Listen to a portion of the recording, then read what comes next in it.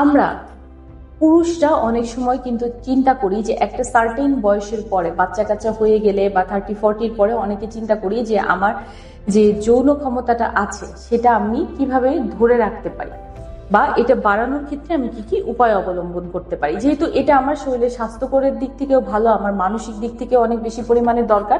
সুতরাং এই জিনিসটা যদি আমার শরীরে পর্যাপ্ত পরিমাণে থাকে, তাহলে নিজের শরীরটাকে ফিট রাখার জন্য আমরা অনেক সময় চিন্তা করে থাকি যে আমরা কিভাবে এই জিনিসটাকে আমরা ধরে রাখবো। আজকে সে ব্যাপারে আপনাদেরকে কিছু টিপস দিব। প্রথমে আসেন, যেহেতু আমি সেক্স ড্রাইভটা ধরে রাখতে চাচ্ছি, এক্ষেত্রে আমার প্রথমে চেষ্টা করতে হবে যে আমি নিয়ম মতো আপনার অ্যাটলিস্ট ব্যায়াম করব।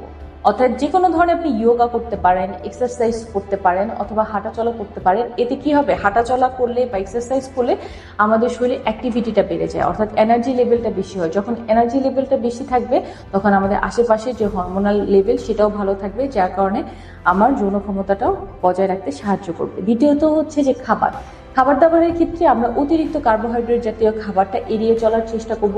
ভিটামিন 3 এবং ফ্যাট 3 ওমেগা জাতীয় খাবার যেগুলো আছে এগুলো গ্রহণ করার চেষ্টা করব। এই খাবারগুলো আমাদের শরীরের রোগ প্রতিরোধ ক্ষমতা বাড়াতে সাহায্য করে, আমাদের শরীরের অ্যাক্টিভিটি বাড়াতে সাহায্য করে এবং আমাদের শরীরকে ভালো রাখতে সাহায্য করে।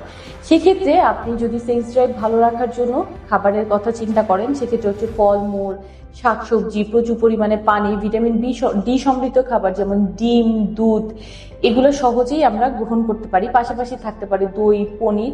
এছাড়া ফ্যাট 3 ওমেগা যুক্ত খাবারের মধ্যে যেমন থাকে আপনার হচ্ছে স্যালমন ফিশ। তো এই খাবারগুলো গ্রহণ করার চেষ্টা করুন। এরপরে 3 নম্বর টিপসের ক্ষেত্রে আমি বলবো যে আপনার শরীরে মেলাটোনিনের হরমোনের লেভেল বাড়ান। মেলাটোনিনটা কিভাবে আসে? মেলাটোনিন হচ্ছে আমাদের ঘুমের মাধ্যমে আসে।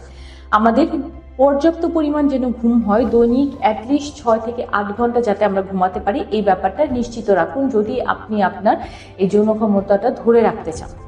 4 নম্বর টিপস হচ্ছে আপনার মানসিক চাপটা কমান। মানসিক উদ্বিগ্নতা বাড়লে অনেক সময় কিন্তু এটা অনেকাংশেই কমে যায়। তাতে দেখা যায় যে আমাদের শরীরের উপর অনেক চাপ পড়ে, বিভিন্ন হরমোনের দিক থেকেও ক্ষতিগ্রস্ত হয়। 5 নম্বর টিপস, আপনার যে ধরনের বদ অভ্যাসগুলো আছে এগুলো দূর করে দিন। যেমন হচ্ছে ধূমপানকে না বলুন, অ্যালকোহলটা না বলুন। এই অ্যালকোহল, ধূমপান কিন্তু পক্ষান্তরে আপনার শারীরিক অন্য সমস্যাগুলো তৈরি হচ্ছে। ধূমপানের কারণে আপনার লাংস অর্থাৎ ফুসফুসে আপনার ক্ষতিগ্রস্ত হচ্ছে, আর আপনি অ্যালকোহল নিলে আপনার লিভারটা ক্ষতিগ্রস্ত হচ্ছে। এরপরে চেষ্টা করুন আপনার সঙ্গীর প্রতি মনোযোগ বাড়ানোর জন্য। অতএব যতক্ষণই চেষ্টা করবেন যে বিবাহিত জীবনে 30 বা 40 বছরে বাচ্চা কাচ্চা হয়ে গেলেই কিন্তু সঙ্গীর প্রতি যে আকর্ষণটা আমরা হারিয়ে ফেলি, এটা কিন্তু ঠিক না। উনি আপনার একদম বৃদ্ধ বয়স পর্যন্ত সঙ্গী, আপনার তার প্রতি আকর্ষণটা থাকবে মৃত্যুর আগ পর্যন্ত। চেষ্টা করুন তার প্রতি মনোযোগ বাড়ানোর জন্য, তার প্রতি আকর্ষণীয় হওয়ার জন্য, এবং তার প্রতি যত আকর্ষণ বাড়াবেন আপনার শরীরে হরমোনাল লেভেলটা তত বেশি পরিমাণে ভালো থাকবে। এই টিপসগুলো অবলম্বন করুন। আজকে এই পর্যন্তই, ভালো থাকবেন। আসসালামু আলাইকুম।